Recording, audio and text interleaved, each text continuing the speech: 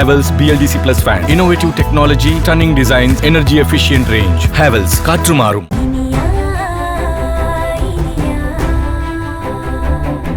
சுபாஷ், டியூட்டியில இருக்கிற போலீஸ்காரன் மேல ஒரு ஃப்ராடு கைய வைக்கிறான். இத பார்த்துட்டு நீ சும்மா இருக்கியே, என்னது இது? சார் விடுங்க சார். விட்டுருங்க.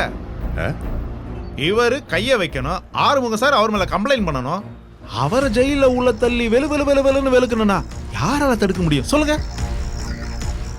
ஓஹோ, குட் ஐடியா, வெல் டன். டேய், இப்போ புரியுதா வாழ்க்கை என்னன்னு? பெல்ட் இல்ல, ஸ்டார்லாம் இல்ல, கெத்த காக்கி சட்டெல்லாம் போட்டுட்டு தெரிஞ்ச இதெல்லாம் இல்லைன்னா உனக்கு எந்த மரியாதையும் இல்லை.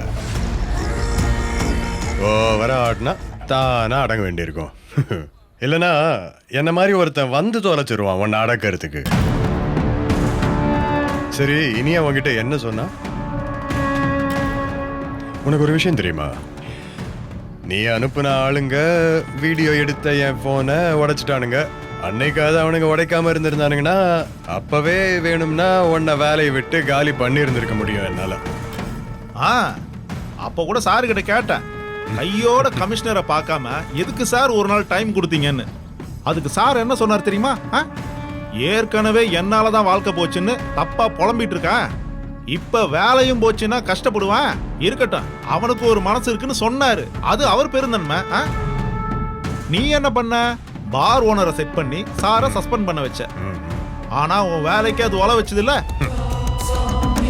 என் பொண்டாட்டி அன்னைக்கு உன்கிட்ட சவால் விட்டால, சிவனும் சக்தியும் ஒன்னா சேர்ந்தா என்ன ஆகும்னு பாப்பேன்னு. அந்த சக்தி தான் மை பெட்டர் ஹாஃப். இனியாதான் அந்த வீடியோவை செல்லுல இருந்து எடுத்து ப்ரோக்ராமிங்லாம் ஏதோ பண்ணி அதை காப்பாத்தி கொடுத்துட்டா. அவளை தேவையே இல்லாம சீண்டி விட்ட. இப்ப எல்லாம் போச்சா? விக்ரம், ஜெயிச்சிட்டேன்னு நினைக்காத. அடுத்தவங்க வாழ்க்கையை அழிக்கிறதுல என்னடா தோத்துட்டோம் ஜெயிச்சிட்டோங்கிற போட்டிலாம். உன் திமிருக்கு இனியா ஒரே நாள்ல ஆப்பிடிச்சிட்டால. சொல்லு, இனிமே என்ன பண்ண போற? டிஸ்மிஸே பண்ணிட்டாங்க, பென்ஷன் கூட கிடைக்காது போல இருக்க. விக்ரம், உனக்கு என்ன பத்தி சரியா தெரியாது. நல்லா தெரியும். நீ 1ஆம் நம்பர் உதவாக்கிற ஃப்ராடுன்னு எனக்கு நல்லா தெரியும். தீனா, உன் கதை இதோட முடிஞ்சது. இனியாவை ஜெயில தூக்கி வைப்பேன், சித்திரவதை பண்ணுவேன், அது இதுன்னு நீ கட்டி வச்சிருந்த கோட்டையெல்லாம் புஷ் மொத்தமா செதறி போச்சு. உண்மையை சொல்லணும்னா, உன்னை இந்த மாதிரி எதுவுமே இல்லாத நிலைமையில தள்ளக்கூடாதுன்னு நான் ரொம்ப பொறுமையா இருந்தேன், முயற்சி கூட பண்ணேன். ஆனா நீ அதையெல்லாம் தப்பா புரிஞ்சுக்கிட்டு ஆடக்கூடாத ஆட்டம்லாம் போட்டடா. டே தீனதயாளா, எந்த வேலை போனாலும் அதுல கஷ்டங்கிறது கொஞ்ச நாளைக்கு தான். ஆனா உனக்கு அப்படி இல்லை. இன்ஸ்பெக்டருங்கிற அதிகாரத்தை வச்சு நீ ஆடின ஆட்டம்லாம் க்ளோஸ். இனி நீ கூவி கூவி கூப்பிட்டாலும் ஒருத்தனும் வரமாட்டான். Salute allowed. சும்மா சார் எப்படி இருக்கீங்கன்னு கூட கேட்க மாட்டான். யூனிஃபார்மை போட்டுக்கிட்டு எவனை பார்த்தாலும் மிரட்டிட்டு இருந்தல்ல, இனி உன்னை எவனும் திரும்பி கூட பார்க்க மாட்டான் தயாளு. அந்த வழியிலேயே நீ தினம் தினம் சித்திரவதைய அனுபவிப்ப. இதுதான் சைலண்ட் குத்துங்கிறது. ரத்தம்லாம் வராது, ஆனா வலி வலின்னு வலிச்சு எடுத்துரும். இனி என்னையும் இனியாவையும் உன்னால ஒண்ணுமே பண்ண முடியாது. Chapter close. அப்போ என்ன வேலையை விட்டு தூக்கிட்டா இனியா நிம்மதியா இருப்பா, அவ லைஃப் நல்லா போகும்னு நினைக்கிறியா? அப்படிதானே? ஏண்டா, இருந்த வேலையும் போச்சு, இன்னமும் வாய்ச்சவடாலா? இவெல்லாம் திருந்தவே மாட்டானா? தம்பி, நீ என்னை எதிரின்னு நினைச்சு காத்துல கோலம் போட்டுட்டு இருக்க. ஆனா எனக்கு மேல ஒரு பெரிய கை இருக்குடா. அது நீ நினைச்சே பார்க்காத பார்க்க. நீ மிச்சம் வச்சது உன்னை தொட்டு துடைக்க வந்திருக்குடா. இங்க பாரு, நல்லா ஞாபகம் வச்சுக்க. கண்ணுக்கு தெரிஞ்ச எதிரியை விட கண்ணுக்கே தெரியாத எதிரி ரொம்ப ஆபத்து கண்ணா. உண்மைய சொல்ல போனா இனிமே தாண்டா உன் இனியாக்கு இருக்க வேணாம்.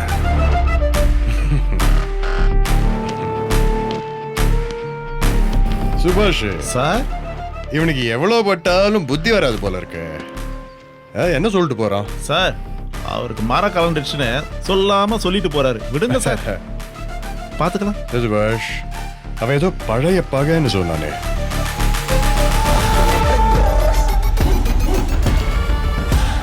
நினைச்சே பார்க்காத பகைங்கிறான்.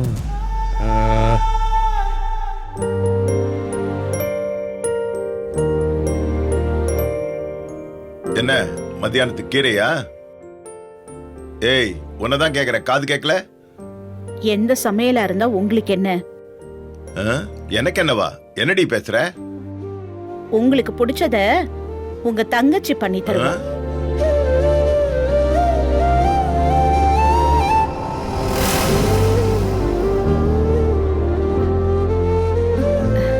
சம்மந்தி, வாங்க சம்மந்தி, உள்ள வாங்க.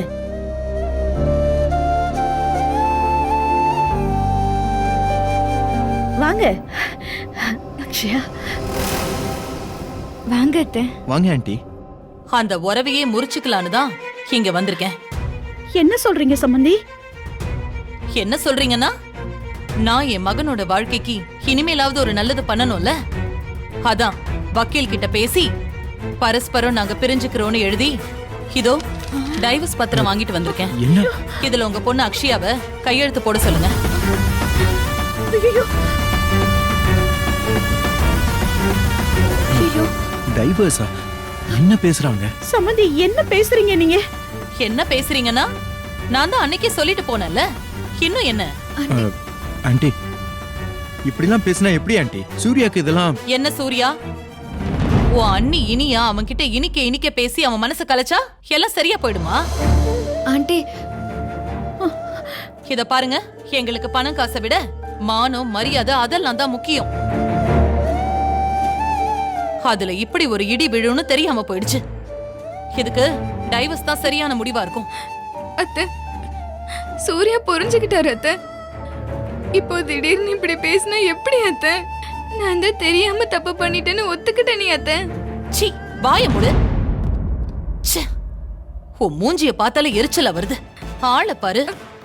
ஒத்துக்கிட்டாளாம் பெருசா.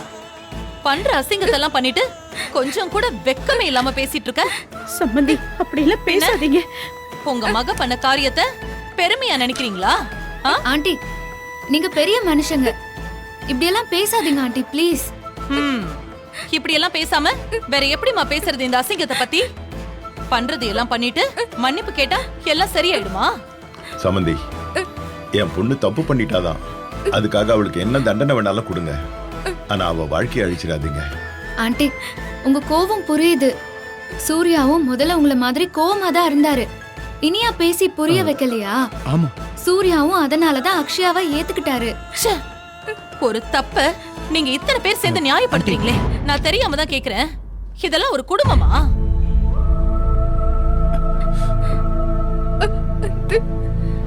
சம்மந்தி, தயவு செஞ்சு இந்த மாதிரி வார்த்தையெல்லாம் பேசாதீங்க. அப்படிதான் பேசுவேன். நான் சொல்றதுல என்னங்க தப்பு இருக்கு? உங்க மூத்த மருமக ஒரு கொலைகாரி. உங்க மக கல்யாணத்துக்கு முன்னாடியே இன்னொருத்தன் குழந்தைய வயித்துல சுமந்தா. இப்ப இதெல்லாம் ஒரு தப்பான்னு ரொம்ப அசால்ட்டா கேக்குறா. ஒழுங்கா புள்ளைங்களை வளர்த்திருந்தா அதோட அருமை என்னன்னு தெரிஞ்சிருக்கும். சம்மந்தி, இப்படி வாய்க்கு வந்த வார்த்தையெல்லாம் பேசாதீங்க.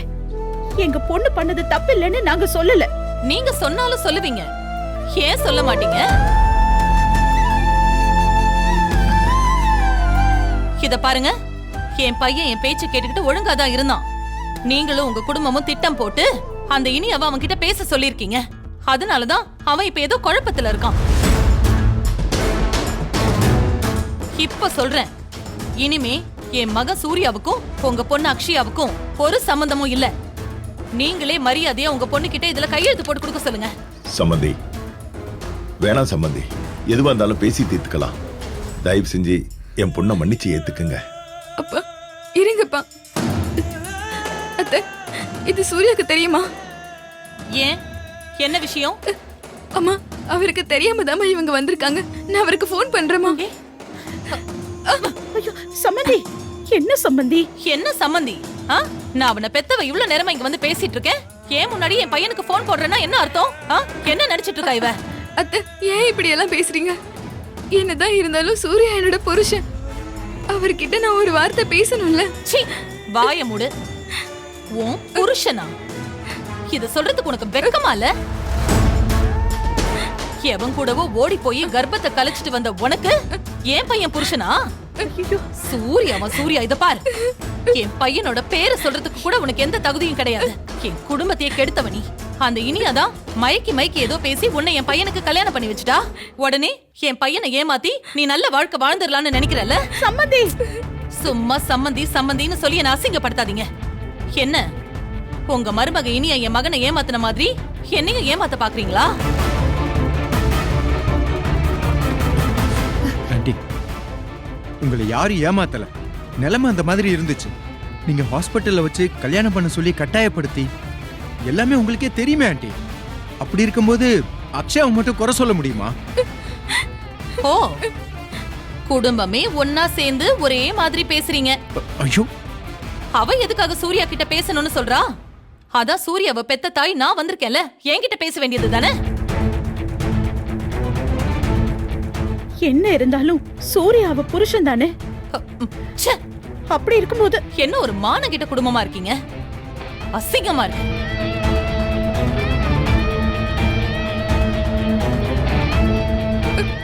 என் பையன் கிட்ட பேசணும்னா என்ன அர்த்தம்? அவன் கிட்ட எப்படியாவது பேசி மயக்கி இந்த மோசமானவள என் வீட்டுக்கு திரும்ப அனுப்பணும். அதுக்கு தானே இப்பவே என்ன மீறி என் பையனை கைக்குள்ள போட்டுக்க பாக்குறா. இவெல்லாம் என்ன பொறப்போ? அக்ஷயா, இங்க பாருங்க, அக்ஷயாவை நீங்க இப்படி எல்லாம் பேசுறது கொஞ்சம் கூட சரியில்லை. சரியில்லைனா கையெழுத்து வாங்கி கொடுத்து என்ன அனுப்ப வேண்டியது தானே? அதை விட்டுட்டு எதுக்கு ஆளாளுக்கு நியாயம் பேசிட்டு இருக்கீங்க? அத்தை, சூர்யா கிட்ட பேசாம எப்படி அத்தை? ஏய், இத பாரு. இன்னொரு தடவை சூர்யான்னு என் பையன் பேரை சொன்ன நான் என்ன பண்ணுவேன்னு எனக்கே தெரியாது. என்ன உனக்கு என் பையனை பார்த்தா இளிச்சவாய மாதிரி தெரியுதா? என்னெல்லாம் ஏமாத்த முடியாது. அவன்கிட்ட கண்ணை கசக்கி அவனை எப்படியாவது ஏமாத்தி காரியத்தை சாதிக்கலான்னு பாக்குறியா? சீ, இதெல்லாம் ஒரு குடும்பமா? சம்மந்தி, கோவத்துல நீங்க இந்த மாதிரி எல்லாம் பேசாதீங்க. நாளைக்கு ஒருத்தருக்கு ஒருத்தர் முகத்துல முழிக்க வேணாமா? கொஞ்சம் கவனமா பேசுங்க. இத பாருங்க, உங்க முகத்துல நான் முழிக்கவே வேண்டாம். இந்த பத்திரத்துல உங்க பொண்ணு கிட்ட ஒரே ஒரு கையெழுத்து மட்டும் வாங்கி கொடுத்துருங்க. அப்புறம் இந்த ஜென்மம் இல்ல, 7 ஜென்மத்துக்கும் உங்க முகத்திலயோ உங்க குடும்பத்து ஆளுங்க முகத்திலயோ நான் முழிக்கவே மாட்டேன். அழாதம்மா. இத பாரு, இந்த அழுது டிராமா பண்ற வேலையெல்லாம் வேண்டாம். என்கிட்ட எதுவும் நடக்காது. இத பாருங்க, ஒழுக்கமா இருக்கிற என் பையன் சூர்யாவுக்கு இவளை கட்டி வச்சு அந்த இனியா பெரிய பாவத்தை பண்ணிட்டா. நீங்களாவது இந்த டைவர்ஸ் பத்திரத்துல இவகிட்ட கையெழுத்து வாங்கி கொடுத்து புண்ணியத்தை சேர்த்துக்கோங்க. சம்மந்தியம்மா, அப்படியெல்லாம் சொல்லாதீங்க. நான் இப்ப இங்க நேரடியா வந்து சொல்றேன்னா காரணம் இல்லாம இருக்குமா? காரணத்தோட தான் சொல்றேன். நாளை பின்ன சூர்யாவை அங்க பார்த்தேன் இங்க பார்த்தேன்னு அவன் மனச மாத்தணுங்கிற பேச்சுக்கே இடம் இல்ல. இந்த பத்திரத்துல கையெழுத்து போட்டு எனக்கு கொரியர்ல அனுப்பி வைங்க. உங்களுக்கெல்லாம் ஒரு நாள் தான் டைம். அதை விட்டுட்டு நாங்க நிச்சயமா பிரச்சனை பண்ணுவோம், டைவர்ஸ் எல்லாம் தரமாட்டோம்னு ஏதாவது ஒண்ணு பண்ணீங்க, இந்த பிரச்சனையில இருந்து என் பையனை காப்பாத்துறதுக்கு என் உயிரை கொடுக்கறதுக்கு கூட நான் தயங்க மாட்டேன். அப்படிலாம் சொல்லாதீங்க. என் சாவுக்கு உங்க பொண்ணுதான் காரணம்னு லெட்டர் எழுதி வச்சுட்டு போயிடுவேன். இந்த விஷயம் ஊரெல்லாம் தெரிஞ்சு உங்க குடும்பமானம் தான் போகும். என்ன சம்மந்தி? இந்த பத்திரத்துல உங்களுக்கு நம்பிக்கை இல்லனா உங்க வக்கீல் கிட்ட கேட்டு வேற பத்திரம் ரெடி பண்ணுங்க. உங்க பொண்ணு கையெழுத்தை வாங்கி கொடுங்க. என் பையன் தாராளமா அதுல கையெழுத்து போடுவான். ஆண்டி,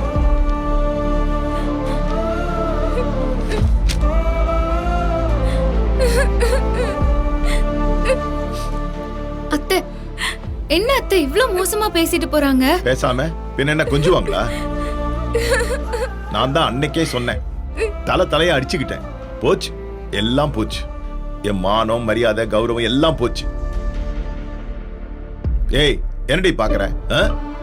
அந்த அம்மா சொல்லிட்டு போனதை கவனிச்சல்ல? ஊர் முழுக்க மான மரியாதையை வாங்கிடுமா? இப்ப என்ன செய்ய போற? இவளெல்லாம் அன்னைக்கே துரத்தி விட்டுருக்கணும். நீங்க உங்க வேலையை பாருங்க. அண்ணி, என்ன விட்ட ரொம்ப ஓவரா தான் பேசிட்டு இருக்கீங்க. அண்ணன் சொல்றதுல என்ன தப்பு இருக்கு? அவர்தான் அன்னைக்கே சொன்னார்ல, இந்த விஷயத்த அண்ணன் கிட்ட சொல்லிருந்தா அப்பவே பிரச்சனையை முடிச்சிருப்பாரு. நீங்க தான் இனியான்னு தலையில தூக்கி வச்சு கொண்டாடுனீங்க. இப்போ என்ன பண்ணா? அக்ஷய வாழ்க்கையை காலி பண்ணிட்டு போயிட்டால.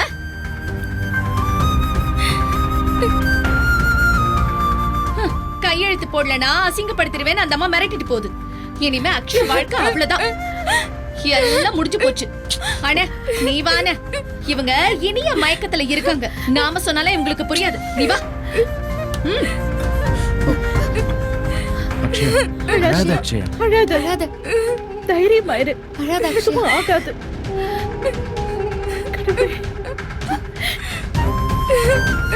வா வா அக்ஷயா போலாம்.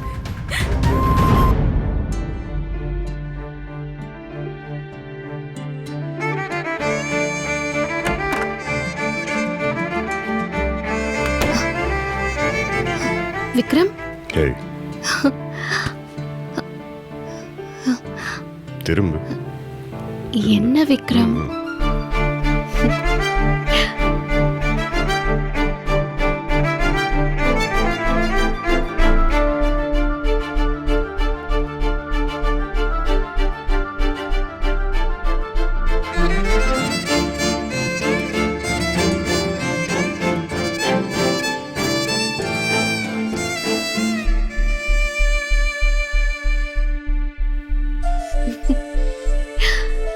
என்னங்க நடந்துச்சு? கமிஷனர் அங்கிள் என்ன சொன்னாரு? இனியா கமிஷனர் தீனாவை ஃபோர்ஸை விட்டு டிஸ்மிஸ் பண்ணிட்டாரு. என்ன சொல்றீங்க விக்ரம்? ஆமா, நீ எடுத்துட்டு வந்தது லேசுப்பட்ட ஆதாரமா?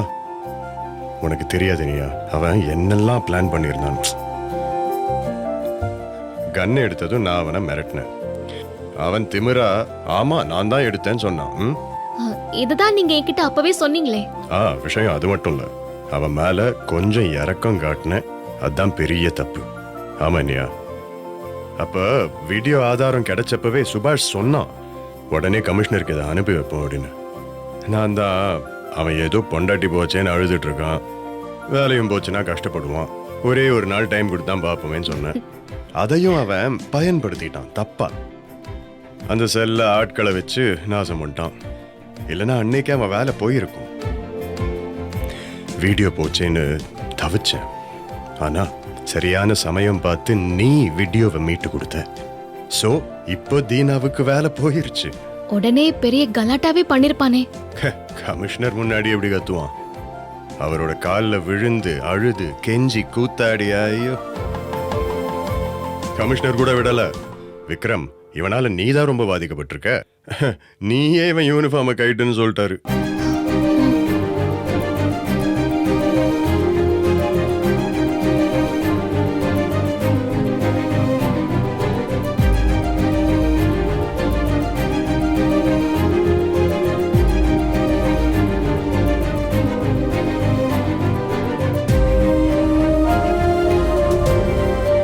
நாம சவால் விட்ட மாதிரியே அவன் யூனிஃபார்மை கயட்டியாச்சு.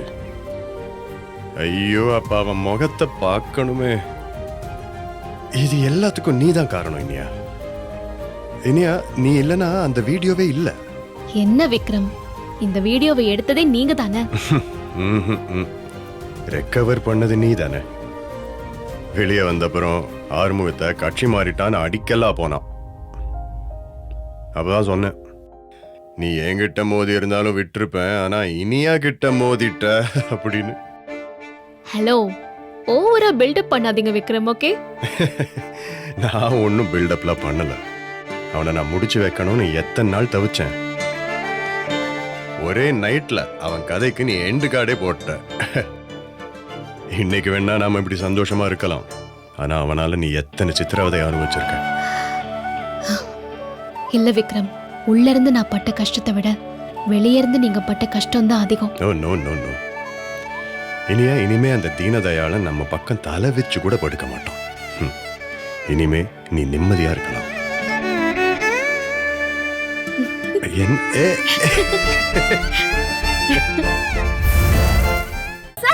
டிவி ஷோஸ் தமிழ் யூடியூப் சேனல்ல லைக் பண்ணுங்க, கமெண்ட் பண்ணுங்க, ஷேர் பண்ணுங்க, சப்ஸ்கிரைப் பண்ணுங்க.